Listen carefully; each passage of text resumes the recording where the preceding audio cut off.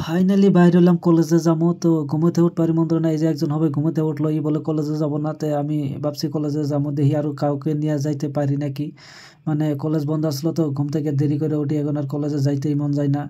তো আপনারা দেখতে থাকেন কলেজে কিভাবে যাই, তারপরে কি সামনে পড়ে সবকিছু আপনাকে দেখাবার চাইতেছি। তো আপনারা ভিডিওটা দেখতে থাকেন, দেখি আরো কাউরে ধরে নিয়ে যাইতে পারি নাকি। এই যে দেখেন, এই যে খিড়কিতে একজন ও কলেজে যাবো বলে কইতাছে। তো কলেজে না খাইয়া যাব না, যার জন্য ডিম নিছে, ডিমের বা শুকলা ছাড়াইতেছে, এখন খাবো। তো ওরও মানে কইতেছে যে তাড়াতাড়ি বাড়াও, কারণ 11টা থেকে ক্লাস আসলো। তে 11টা প্রায় বাইজেই গেছিলো, যার জন্য ওরা আমি ফোর্স করতেছি যে বাড়াও তাড়াতাড়ি। আমি না খাই যাই, ও না খাইয়া যাব না। মানে ও খাইতে খাইতে তামাম মানে পেতলা হয়ে গেছে গা। তো তাও খাওয়া কমাই না, মানে ওরে আর কি কমু, ওরে মানে খাওয়া কমাই না। তো আইলো, তো আমরা একসাথে যাইতেছি। তো আঙ্গের সিঁড়িটা একবারে মানে চাপিল, যার জন্য ওঠা নামা খুবই কষ্ট। তো আপনারা দেখতে থাকেন আমরা কিভাবে কলেজে যাই। কলেজটা আঙ্গের রুম থেকে 1 কিলোমিটার দূর। তে আমরা কলেজে হাইটে হাইটে যাই, মানে এখান থেকে ওই রকম মানে জানেনি বেঙ্গালুরের যাতায়াতের কন্ডিশনটা জানেনি, মানে এখানে সব ধরনের ওইরকম গাড়ি চলে না। তো আমরা ভাবছিলাম মেইন রাস্তাতে যাবো, আমি ভাবছিলাম, কিন্তু ও করলো না, পাথার দিয়ে যাই। আর পাথার দিয়ে যাই মজা লাগে। আর এই যে দেখতেছেন, এটা হলো আম্বেদকার পার্ক, এটা হলো আম্বেদকার স্ট্যাচু। তো মানে পাথার দিয়ে এই কারণেই মজা লাগে, আমরা যেটা মেইন রাস্তা দিয়ে যাই ওই রাস্তাটা চাপিল, আর প্রচুর গাড়ি মোটর চলে।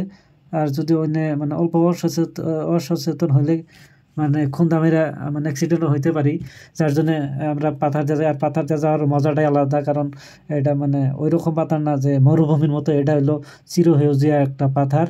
এখানে বড় বড় গাছ, আর সাইডে মানে ভিউটাও খুবই সুন্দর লাগে, যার জন্য আমরা এটা দিয়ে যাই। আর এটাতে গেলে আগে মানে মনটাও ফ্রেশ সতেজ হয়ে যায়, কারণ আপনারা জানেনই প্রাকৃতিক পরিবেশে থাকলে এমনি মনটা ভালো থাকে। তারপর বন্ধুরা আমরা যাইতেছি, মানে আমরা ইতিমধ্যে 3টা সেশনাল শেষ করছি। তে 3টা সেশনাল শেষ করার পরে মানে কোর্স শেষই হয়, যার জন্য আর কলেজও বন্ধ আসলো। তো আমাদের সেশনাল মার্ক কিরম উঠলো আমরা ওইটাও পরীক্ষা দেখবার নিকা যাইতেছি। তো স্যারেরা যদি দয়া করে দেখায় নিশ্চয়ই দেখবো। আর সেশনাল মার্কটার এতই ইম্পর্টেন্ট, মানে এনে মার্কটা বেশি পাইলে আমার ফাইনালে পাস করার জন্য একবারে মানে সহজ হয়ে যায়, যার জন্য মানে আমরা চেষ্টা করি সেশনাল মার্কগুলো সেম মার্ক উঠাবার জন্য। তো আমরা যাইতেছি, আর এই যে আমার লগে যাইতেছে, এর নাম হলো রুহুল। এর একটা আলাদা ধরনের ট্যালেন্ট আছে, এই ক্যানভাসারের মতো লেকচার দিতে জানে।